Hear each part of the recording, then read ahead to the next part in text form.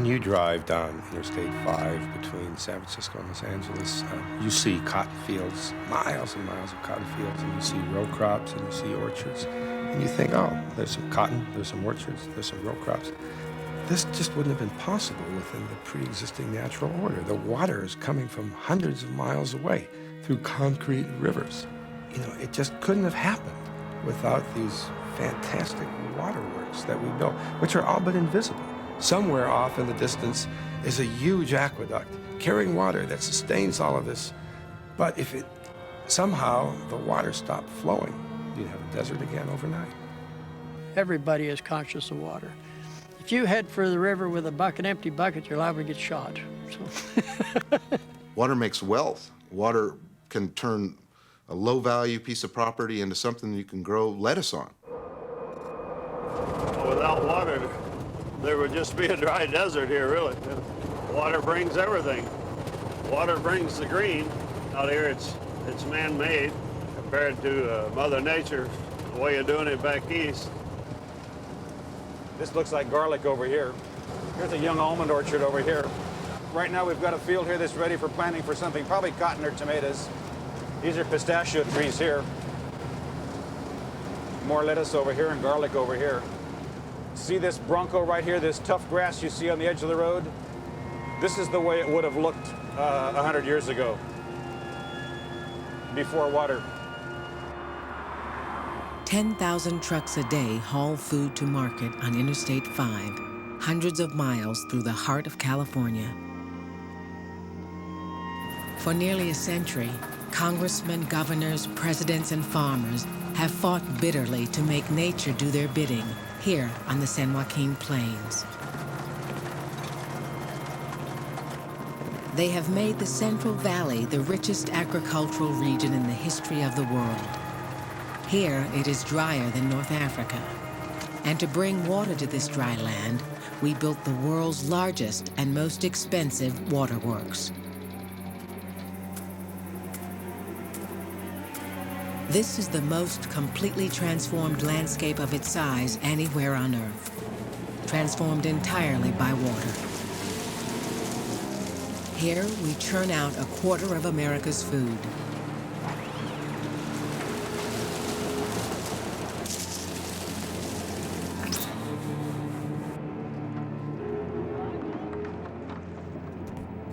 How did we achieve this?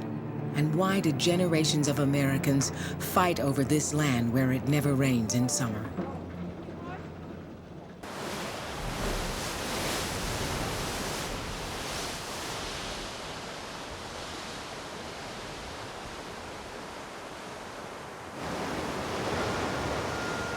Sierra Nevada rivers to the east have flooded a few weeks each spring since the beginning of time. Snowmelt thundered down rivers teeming with salmon and fed the great swamps and 100-mile lakes. Every summer, the marshes evaporated. The valleys shimmered in withering heat. It was the American Serengeti.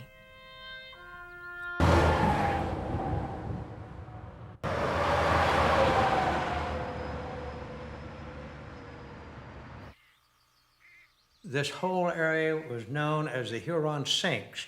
It was kind of a swampy type thing with water inlets, just not very deep, but moving in and out. That's where the Indians camped. And they would do some fishing, oddly enough. Hard to believe today. The Indians, they were there during the winter months, and then they'd hightail it over where it was cooler in the summer, over toward the Sierras. The valley's natural web of life had evolved over thousands of wet winters and dry summers. In a few game reserves, bits of the original valley survive to this day. Unbelievable numbers of waterfowl. 80 to 100 million ducks and geese would winter on the flyway. You know, it's an old cliche, but the sky was black. I've heard it from people still alive. The sky was black with birds. There were grizzly bears all over the place. And there were antelope, million antelope, tule elk. You can find here and there tiny, tiny little pockets of what it once was. It was just phenomenal. It's completely and irrevocably and utterly transformed now. The Central Valley has one huge drawback. It stops raining in most years in April or May, and it starts raining again in November. And then when it does rain, it rains like crazy. In 1862, after the town of Sonora got 78 inches of rain in 6 weeks, the Central Valley was a lake the size of Lake Ontario. It was 250 miles long and 40 miles wide, and it was underwater. The only way to get from San Francisco to Sacramento was by boat. Sacramento was completely underwater in 1850 and again in 1862. From the moment that flood receded, the politicians, the state legislature, said, we have simply got to do something to control nature here, or we can't continue to live here. And that was really the beginning of the transformation of the valley.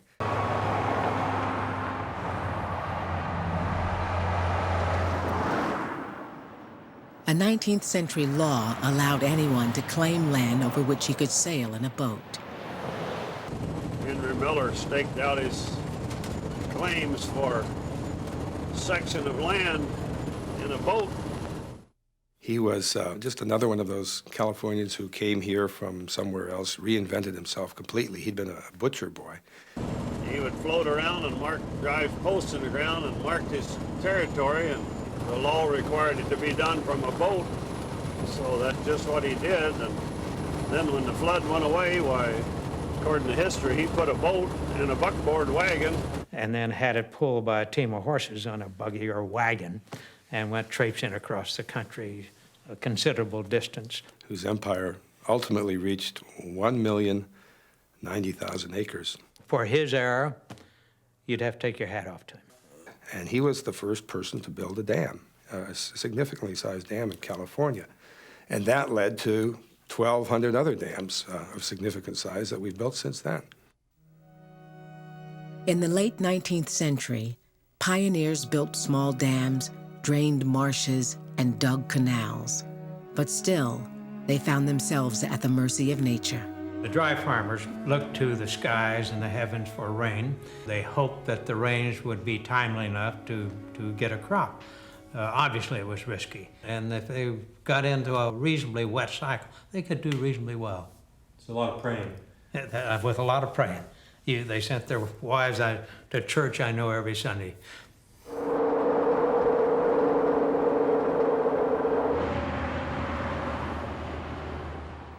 But a vast aquifer of pure water lay just underground, built up like water in a sponge over thousands of winters. In a few places, it even gushed up to the surface. After World War I, traveling salesmen went from farm to farm selling powerful new turbine pumps. Now farmers could pump as much groundwater as they needed. In 1929, California pulled ahead of Iowa as America's leading farm state, even as drought settled over the valley.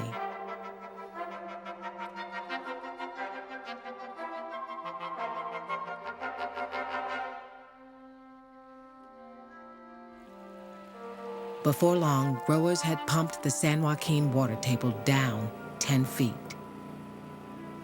And by 1930, they had 24,000 turbine pumps on the aquifer, drawing it down to 100 feet below the surface. Deep-rooted oaks on the San Joaquin plains began to die.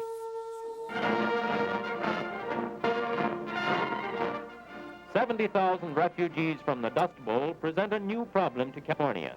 Squatter camps spring up and living conditions alarm the health authorities. These newcomers seek to make a living by following the harvests and working in the fields or at odd When growers jobs. called for more labor, refugees from the Midwest began their exodus to the Promised Land, to California. They are almost all of American stock, people driven from their old homes by dust storms, drought, ill health, hard luck.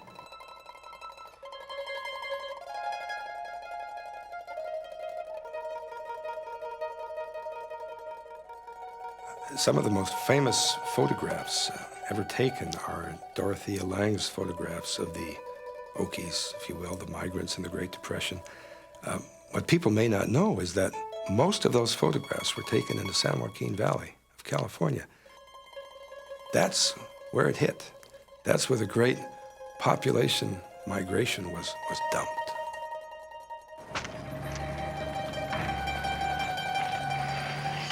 Waves of Dust Bowl refugees found farmers leveling new tracts of land.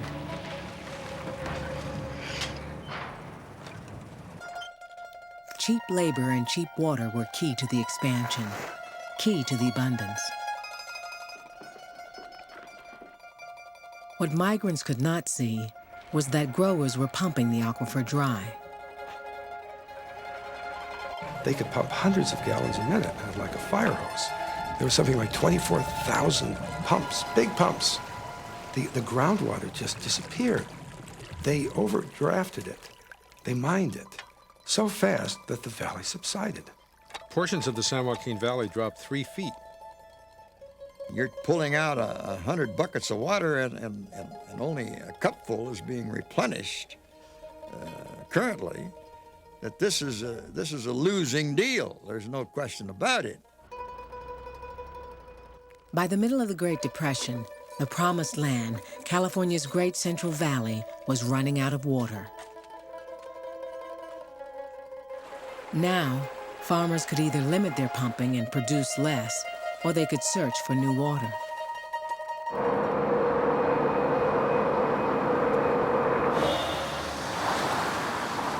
But you can look across at the Sierras, and if there is a cloud layer or a cloud formation, you can see through the height, you can see the snow layer just capping the whole top of the mountains that surround the valley floor.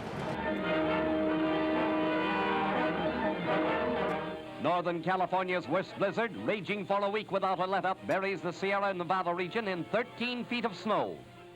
Every spring, Sierra snowmelt roared down the salmon rivers and out to sea. Cut off from the outside world by snow-choked highways. Ebbets Pass, just to the east of the farm counties, once got 73 feet of snow, deepest ever recorded anywhere in the Time world. in 5 years is famous Donner Trail, where the storm's fury trapped scores of cars. Only the federal government, which had just conquered the Colorado River, could move the snowmelt to farms across California. The New Deal came along at an exquisitely opportune time. It was rescue. Growers turned to Franklin Roosevelt, fresh from the national triumph of Boulder Dam. Boulder Dam, Nevada, America's newest engineering wonder, is about to be dedicated by the President of the United States. I have the right once more to congratulate you who have builded Boulder Dam. Now, Roosevelt and Congress gave California a gift even greater than Boulder Dam, the Central Valley Project. Here we have the most elaborate irrigation project, public works project ever built, just when it's desperately needed. And if it hadn't been for Franklin Roosevelt, it probably wouldn't have been built, because not many politicians believed at the time that the government ought to be doing this kind of stuff, but he did. 11 million tons of this aggregate must somehow be transported from Redding, 10 miles across the wilderness, to the site of the dam.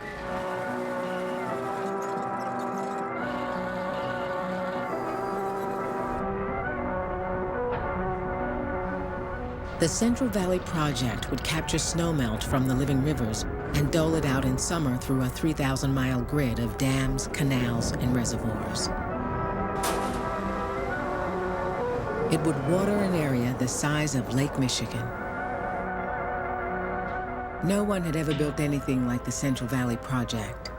This solution to the growers' overpumped groundwater would be bigger and more complex than Hoover Dam. It would be the biggest public works project since the Great Wall of China. It would be the most expensive waterworks in history. Shasta, the main dam, would be taller than the Washington Monument. On behalf of the Bureau of Reclamation, I'd like to welcome all of you to Shasta Dam. My name is Sherry, and I'm going to be your tour guide today. Shasta Dam is the second largest concrete gravity-type dam in the United States. Now, this was constructed during the end of the Depression. This gave almost 5,000 people and their families employment. This was a big deal. And people did come from everywhere to get a job. It's amazing to think that there's over 400 feet of concrete above our head right now. In 1935, most Americans had never heard of the Bureau of Reclamation. This is what the dam looks like from the top. Looking down. But over the next half-century, this obscure agency would remake the face of the continent. We're 400. Whoa! Oh my God! That is amazing.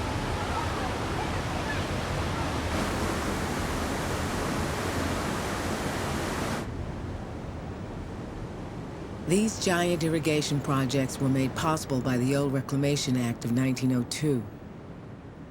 Congress had passed the act a quarter century before to stop the sort of land grabs Henry Miller had orchestrated, and to put thousands of new small farms in the arid West.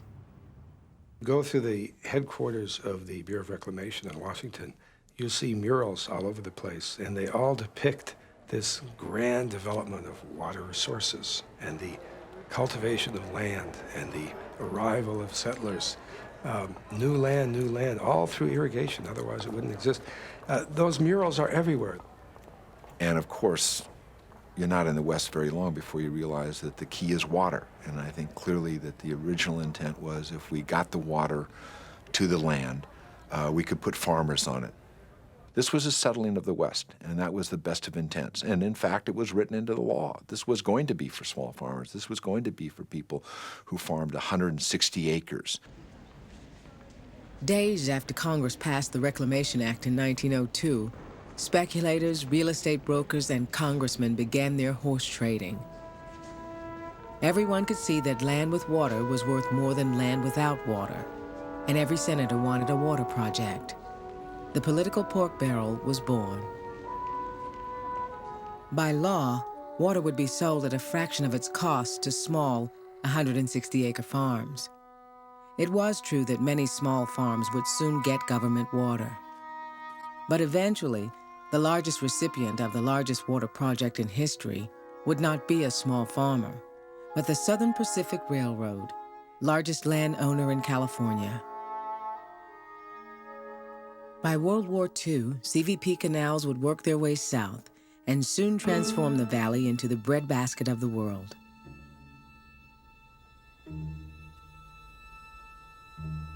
Far to the south, farmers around Tulare Lake began lobbying for their own water project. At high water, there would be 45 miles, about 22 miles down that way and about 22 miles up this way. And then it'd be about 10 miles wide and 10 miles this way, 10 miles west, 10 miles east. And then you'd be about 22 feet deep if it was the deepest part of the lake. That was by the water witch soundings on there. And then your fish should be swimming by you. Tulare Lake was 2 million years old, one of the oldest lakes on Earth. 45 miles long, it was the largest freshwater lake west of the Mississippi. When it flourished in May and June with the runoff of 4 substantial rivers, the whole Tulare Basin, it could be twice, 3 times the size of Lake Tahoe in wet years. It was probably the last place in the Central Valley that really was wild. If you get a lot of rain, we had a lot of lake. If we didn't get much rain, we had very little lake. And that's why a lot of people say it's kind of a magical lake. You know, a lot of rabbits and coyotes and things like that. So it was just a real nice spot, you know, for hunting and fishing. For years, North American wheat has been produced most profitably on large farms. But today, none is more thoroughly industrialized than the 50,000-acre Tulare Lake Ranch in San Joaquin Valley, California. Not far from the lake, on land once claimed by Henry Miller, some of the wealthiest farmers in the world raised wheat and cotton.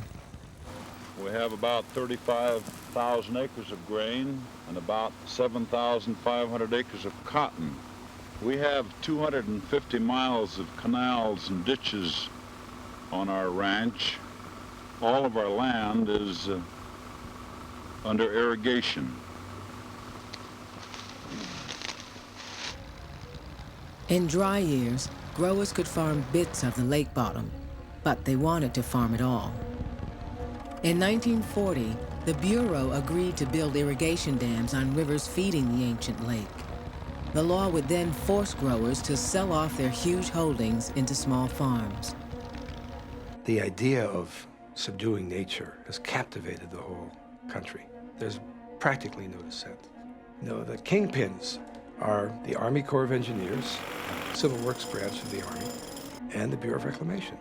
Congress cannot appropriate enough money fast enough for these agencies to build more dams. I'll give you your dam, you give me mine. That's the way it worked. Here's two federal agencies going to two different committees for authorizations, two different sets of rules, all financed from the same pocket, the Federal Treasury. And the Corps and the Bureau ended up in a bitter, bitter rivalry over who could get to the next dam site first. The Corps of Engineers had far different legislative authority. They could build a project without acreage limitation. They could build a project with no operation and maintenance responsibility for the beneficiaries of the project, and no repayment responsibilities from the beneficiary of the project. So this was pretty tough competition. The Corps dammed the rivers, dried out the lake, and then brought back what had been Tulari's water to irrigate the dry lake bed. What could have been many thousands of small farms became these giant agribusiness empires. These corporations amassed so much wealth from this water, which was practically free. They basically have run agriculture in the southern San Joaquin Valley ever since. There are thousands of acres of cotton in here, thousands really. I'd say probably 1 million acres right in this area all around us. From way back there, you can see as far as you can see is cotton. So, you know, it's big acreage, and it really overwhelms people who come into the area and look around. But the water is the essential thing. Without that water, you can't grow the cotton. I was down in Tulare Basin just a couple of years ago, and I tried to find the lake. I knew I was approaching it, and at one point I was suddenly on it, and then I was miles into it in my car. It's gone. It's completely obliterated in a few years.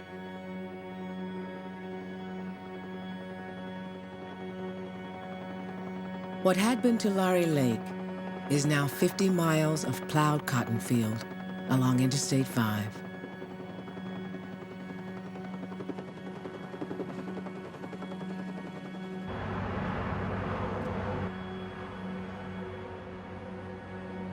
This is just like Las Vegas. It never stops.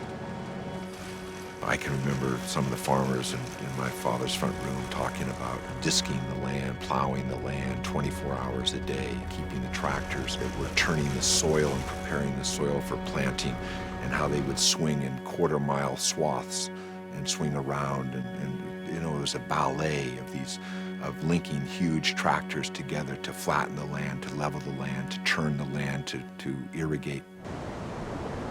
We had built the CVP to relieve strain on overpumped groundwater. But with so many acres of new crops, farmers increased their pumping. The aquifer fell. And now, the exploding population of Los Angeles wanted valley water. After all, California farms use more water in a year than LA could use in half a century. Even with the Central Valley Project, Californians once again wanted more water. This is Pat Brown. This is Papa Brown here. This man promised California farmers that they would have plenty of water. Growers asked Governor Brown to build a state-financed flood control and irrigation project. Well, my father seemed to be obsessed with water. He talked about it all the time. In fact, I remember when he would give speeches running for governor the last time, he would give these speeches and talk about water all the time. And he'd come back and he'd say, I know it's not sexy. I know people aren't listening, but water's important. He fought for it, made it happen. A man-made river, 600 miles long. Water for homes, for industry. It's always a disaster, whether it's a drought or a flood, that gets the state rolling again. And in 1955, one of the worst flood episodes in the history of the state, occurred, where the Yuba River went over its banks, and the Yuba City, a fair-sized town in the Sacramento Valley, was almost destroyed. Pat Brown knew that almost all Californians believed in flood control and irrigation. He wanted to build the State Water Project. It was an unheard of idea for any state, even a rich state like California, to build something that big. Governor Pat Brown of California joins with Universal Pictures executives to open the new Studio Center. With swing votes from Los Angeles, Brown's State Water Project squeaked by on a 3% margin, the biggest bond issue ever by any state for any purpose, even though we already had the largest waterworks in the world. The theory was that if any water reached the ocean, it was wasted. And so you had to grab it and put it somewhere else. Large-scale excavation projects, such as harbors and canals. The University of California and the Atomic Energy Commission tested nuclear explosions for excavating waterways. Sedan was detonated at 10 a.m., July 6, 1962. The dome rose to a height of 290 feet before it vented at 3 seconds. When testing became a public relations disaster, officials abandoned any thought of nuclear canal building in the Central Valley. On its own, the state of California was building its own waterworks, just as big, just as expensive as the Central Valley Project. Pat Brown's waterworks would cost as much as the Manhattan Project. The size of the State Water Project is something you almost have to see to believe. Orville Dam, solid earth, and almost half a mile thick at the base. It's just about 150 feet shy of the Eiffel Tower. The pump lift at the Tehachapi Mountains is about 3,000 feet. So you have a river running uphill 2/3 of a mile. Even before the Central Valley Project was finished, we were already building a second project, just as big. The presidential helicopter stirs up clouds of dust as it lands in Los Baños, California, where Mr. Kennedy is to break ground for another federal state conservation endeavor. It's a pleasure for me to come out here and help blow up this valley and the cause of progress.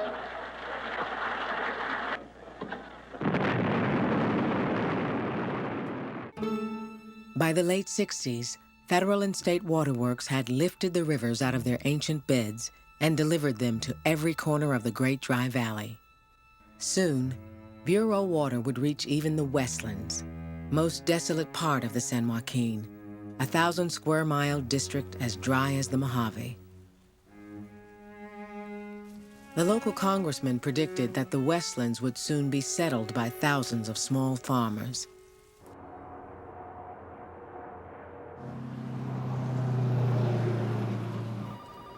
Okay, if you need more, it's okay. The large pumps are going to 283. Decrease the total release of the Feather River from 4,000 to 3,500. You really have to go to the control room of the state and federal water projects in Sacramento. I mean, here we had these rivers, big rivers that used to engorge and spill, and now you have a few technicians sitting at a big bank of computers, and they regulate the whole thing. In fact, every morning they decide who is going to get how much water and power, and they just meter it out in a steady flow to 32 million people and 10 million acres of land. It's really a remarkable feat. By 1974, the state of California had the 6th largest economy in the world, larger than all but the 5 greatest industrial nations. In 105-degree heat, without rain, farmers could grow nearly all the fruits and vegetables of the Midwest and Florida. When the canal came, the farm really grew big here. So what I really miss is the nature, the pheasants and coyotes, everything had left. Then the machine came, and we all got scared and said we were going to be out of a job, but no, we had more work. We'd drive the machine, it was easier. If it rained in the summer, we'd be in big trouble. It's the fact that through irrigation we can precisely apply the water at the right time. You can stress the cotton plant. You cannot give it water for a while, and that plant thinks it's going into a drought, and it's going to put on the bolls, then you put the water to it, and you get a better crop. Rain is an enemy, so we're blessed with that dry summer, and combine the irrigation, and you've got something magical. The new water supplies brought new mechanization and spectacular production that continues to this day. The University of California joined with growers and manufacturers to research specialized machinery for large irrigated farms. Well, you're talking about farms that 20,000 acres, 50,000 acres, 100,000 acres, and these lands just overwhelm anything that people thought about in these forms of agriculture in the southeastern United States. And there was just nothing like the Central Valley. Everybody else in the country was relying on God to give them water, and these guys got it from the U.S. government, and they got it when they wanted it, time of day, day of the month, time of the year, and they got it almost for free. A few researchers noted alarming changes amid the prosperity: accumulation of salt and pesticide residue, worsening conditions for farm labor, the lack of small farms, and the disappearance of salmon.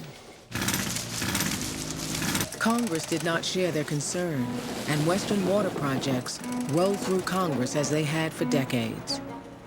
I've always referred to it as the Iron Triangle, which is really an alliance that was developed between local sponsors, their congressional delegation, and the Bureau of Reclamation, or the Water Development Agency, the Corps of Engineers. They were the heart and the soul. They were the oil that made the engine of the Congress run. People voted for each other's dam projects. Every congressman wanted one, and every congressman got one if he voted for everybody else's. The way that legislation passed often was the committee chairman's favorite dam was stuck onto it, even though it was an education bill. Dams mean pork barrel. I mean, the Civil Rights Act, for example, would have never been passed without the benefit of using, pork barrel water projects.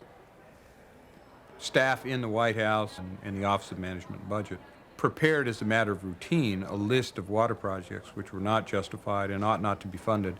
President Nixon and then President Ford all, of course, said, this is very interesting, and I really appreciate the hard work you've gone to prepare this list, but no way am I going to do this, and they rejected it. And that's primarily because they were insider politicians. They knew how the Congress operated, and President Carter was an outsider. I, Jimmy Carter, do solemnly swear. When presidents come in and think that they're president, this is a serious mistake. They're only one element of government. So along comes this former peanut farmer and governor named Jimmy Carter, who looks at this system and says, wait a minute. Barely a month in office, Carter cut funds from 19 Western water projects under construction, saying they were bad for the environment and too expensive. Ladies and gentlemen, I give you the President of the United States. President Carter was there late at night in his office, and there were 12 advisors with him, and all 12 of them said, don't do this. Well, and he voted yes, they all voted no, and he went ahead and did it. No, President Carter came in with a chip on his shoulder and a hit list in his pocket that he was going to stop a lot of projects that were unnecessary. It was the first time that any politician had taken a 2x4 and conked the donkey on top of the head. You're dealing here with projects in the case of Central Arizona that go back 30 or 40 years, thousands of hours of hearings, debate. Why was it that the decision was to take the money out of the budget? Why couldn't we announce that a review process was underway? It was like lightning. It struck the institution. There were immediately meetings held to challenge, how would the Westerners challenge the president? I would hope that we don't get to that point where there is a showdown at noon out on the Western Range. Either the President has been badly misinformed or his action demonstrates a callous disregard for the welfare of the people of the states affected. Castigating the secretary about this list, and the president was sticking his nose in something that he didn't understand and didn't know and didn't appreciate. And I'd also ask your assurance that environmental concerns will not be the only thing which will be cranked into your investigation. I mean, clearly President Carter was right. These projects, when you looked at them, were completely unjustified, a complete waste of the taxpayers' money. At one point, I said, Mr. Secretary, I'm not sure this list is all bad. I think there's some projects here that don't make sense. And it was like a ton of bricks fell on you. Some of them are $168 million over authorized cost, $192 million over, $53 million, $11 million, $10 million. I think the review is justified. People pulled you aside in the hallway and they said, you can't do this. We've got to stick together. We've got to hold together. This is an assault on all of us. If they get my water project, they're going to get your water project. If they get my water project, I'm going to help them get your water project. These projects need to be looked at very closely. I personally don't believe that any of the projects ought to be built, but I'll keep an open mind. And it was the bell that could not be unrung.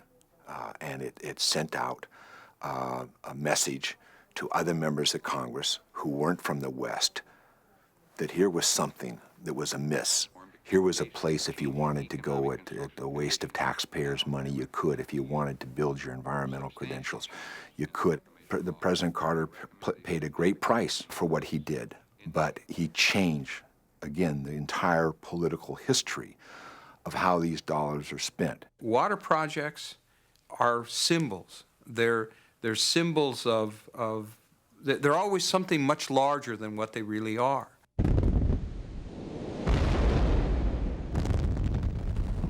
In the end, Carter could not stop most of the dams on the hit list, but nothing would ever be the same. He sent investigators to see what large-scale irrigation had achieved in the Westlands, largest water district in America.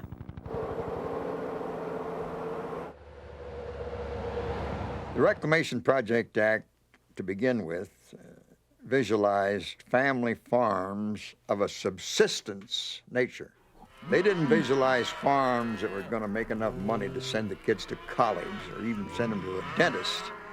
They visualized a farm that would support a family, grow their feed, and maybe a little surplus so they could buy a bag of salt now and then. Those of us that had lived out here for many years had seen what happened to the homesteaders where they dried up and gone away. The 160 acres was not, was too small to be a viable farm operation. It was, who's going to get the benefits of this federal investment? Is it going to be rich guys? Is it going to be speculators? No, we don't want that to happen. We want it to be farmers, family farmers.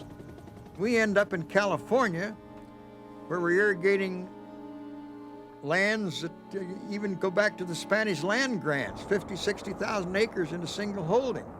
So it was far different from what was visualized by the 160-acre limit in the 1902 Act. There was not a single 160-acre farm in the Westlands.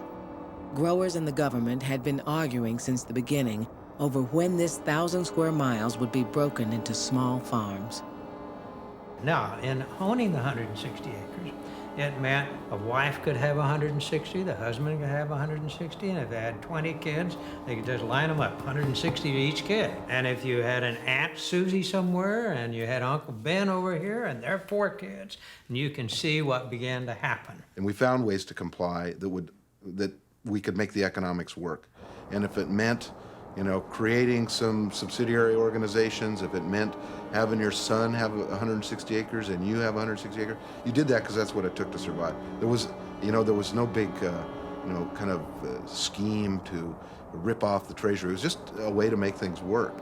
Local Chamber of Commerce was together with the local Farm Bureau, that was together with the local Cattlemen's Association and the Cotton Growers Association, and we all arrived at agreement that you should spend the federal money to bring us the water. Turned out they were all the same people. We took hundreds of millions of dollars, federal dollars, taxpayer dollars, and we bestowed it on a very small number of people. And we did so with the promise that they would break up their farms, that they would provide rural communities throughout the area, And the large farmers and their lawyers had the ability to morph themselves into any size farm that you wanted to make eligible for the subsidy. You had the Central Valley farmers who were not only growing subsidized crops, but then they were receiving subsidized water to grow that subsidized crop, and the federal treasury was paying farmers in other parts of the country not to grow that crop. These people had hundreds of ways to skin the cat. They had predicted that there would be perhaps a 30 or 40% increase in agricultural productivity, and in fact, over the first 10 years, it had increased by 300%.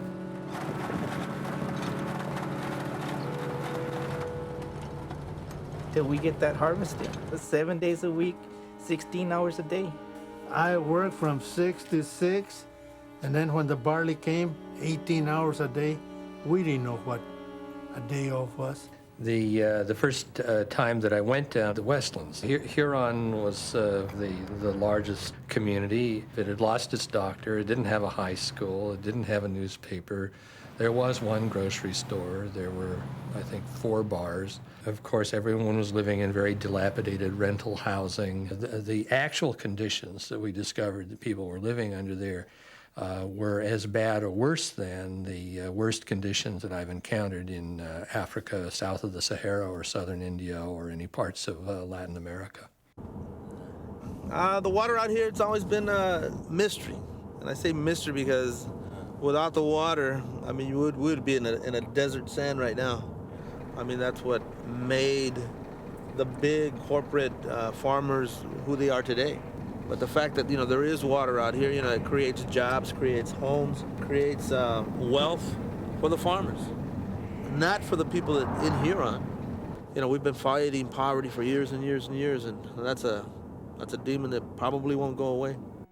In 1979, Carter's investigators found that Huron, the largest town in the Westlands, had become one of the poorest towns in California. Spanish surname population, families were running 30% below the poverty level, which is particularly striking in the context of zero unemployment. We couldn't find any evidence for unemployment in the region, so that these were people working very hard for below poverty wages. You can do a documentary and you can go out and you can say these people have a rough life, they have a low income, but you can also live with them and work with them and know that they're happy people. It's just like if you go to the third world, the poorest people in the world, if they are adjusted and have a way of life, that is a fine way of life for them. Mexican Americans have found great work and like in some cases, very well paying. In other cases, pretty marginal, but there's a way of life for them too. Driving a tractor is driving a tractor and it's outside. It's a better job than a lot of us have.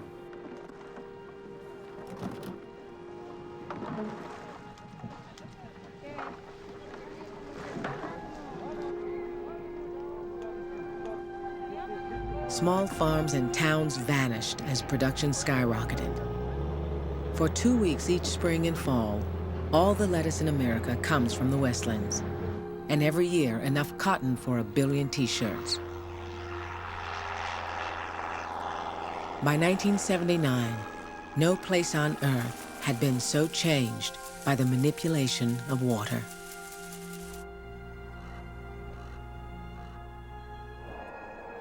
Except in a few game reserves, nearly all the valley's native fish and animals were gone.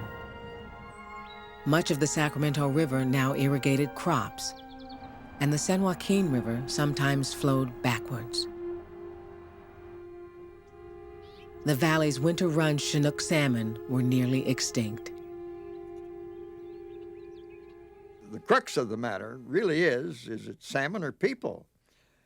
Now, I'm sure people can survive without salmon, but I don't think people can survive without beans and potatoes and lettuce. There was a run of 1 million to 2 million salmon coming up the Sacramento River every year. There were 21 canneries in the Central Valley. There isn't any way to control a river without having some trade-offs. And the salmon, unfortunately, was one of the trade-offs on the Sacramento River and on the Columbia River. Was it worth it? I think it's worth it, yes. I think that there's substitutes for eating salmon. You can eat cake. In 1980, the Carter administration was reviewing growers' water contracts. They were paying about a quarter of what it cost to bring the water across California. President Carter, running for re-election, could have sent a strong message by questioning the price of water, enforcing the 160-acre limit, and demanding environmental changes in Western water policy. But suddenly, on the heels of a hostage crisis in Iran, Carter found himself in a race for his political life against Ronald Reagan. He turned to the San Joaquin Valley for campaign support. Mrs. Carter's first stop in California was on friendly turf at the home of a longtime supporter in Fresno. It was the second day Carter and Congress chose not to change Western water policy. I mean, every time a presidential candidate, every time a gubernatorial candidate, every time a congressional candidate needs some money, you land down there on one of those private landing strips, they have lunch for you, you walk out of there $10,000 richer, $150,000 richer, and they buy another day. And that's what they're doing. They're just playing for time. You know, these are not shy people. These people, you couldn't, never mind.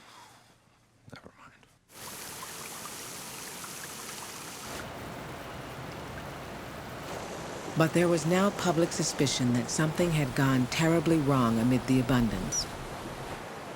And an environmental time bomb was about to explode at the Kesterson Game Refuge. The story from NBC's Don Oliver. Employees of the U.S. Fish and Wildlife Service have been doing this for months, trying to frighten off birds and waterfowl from the toxic ponds of the Kesterson Wildlife Refuge. And it's kind of difficult for an individual who's been spending their lifetime trying to create habitat to be asked to try to move the wildlife away from this habitat that you've created. These traditions of the birds are very, very difficult to break. In fact, they're almost impossible, especially once they've begun to nest. It was a war zone out here. The valley's web of life had been thrown into chaos. Many eggs are still found to contain deformed chicks. The Fish and Wildlife people refer to these mosquito fish as little selenium tablets. The Bureau of Reclamation poisons from intensive farming and irrigation were deforming whatever tiny little museum pieces of nature were left. Runoff from Westland's farms contained selenium.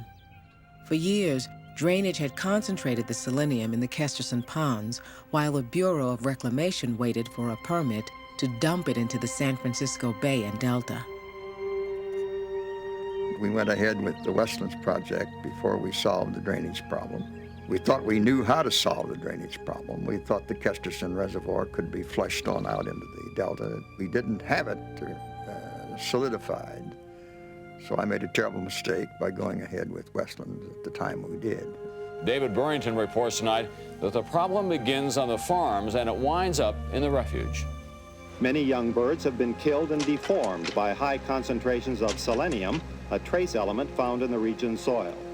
Last month, it was really an eye-opener when we started to take a look at some of the embryos, the very distorted features, bills that were twisted, missing eyeballs, bulges on the brain, deformed feet. They remind me of the thalidomide babies that were over in Europe. And these mud hens were up at this Kesterson place, and they were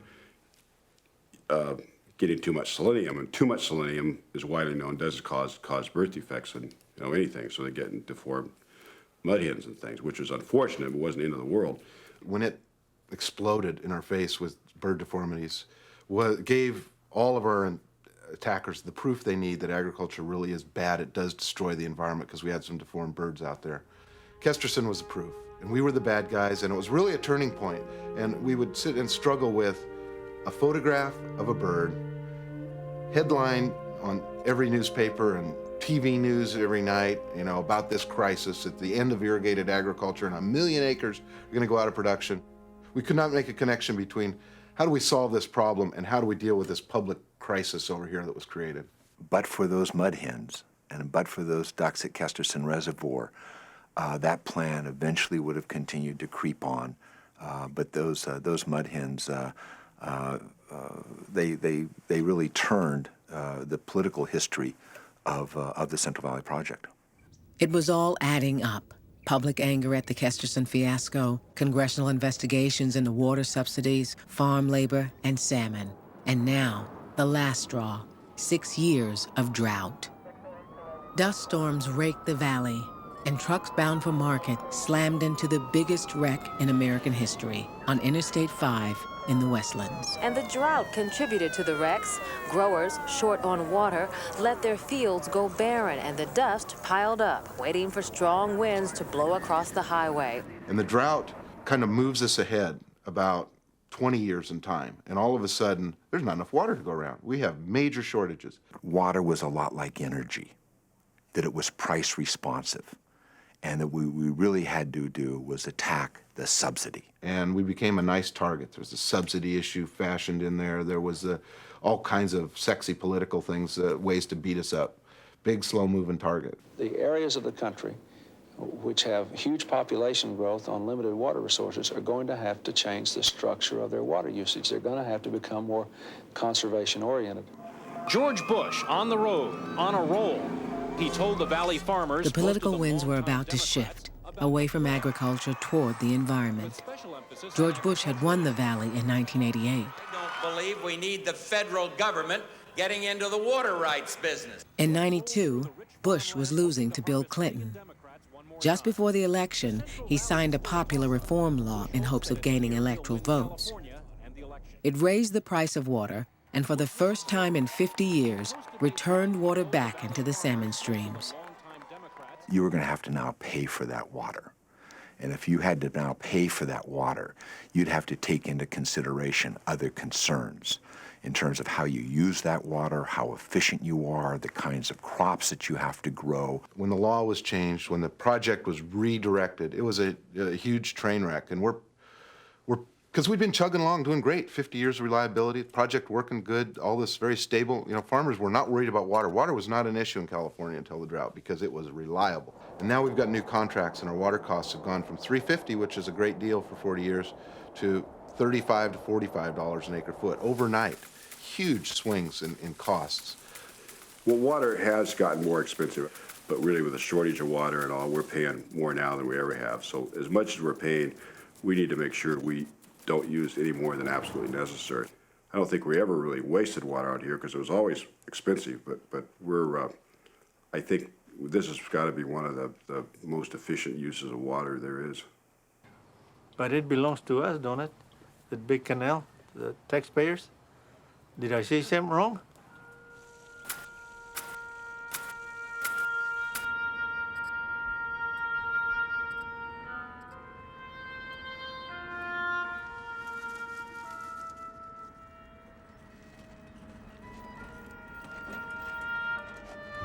In the years since the reform law, there has been a fragile peace. But the Great Central Valley will never be the same. Nearly all the corporate farms have gone, along with some smaller farms. Native birds and Chinook salmon have begun a very slow comeback. The large growers who remain are among the most productive and water efficient in the country, producing more with less water. No one will ever know whether thousands of small farmers could have done the same.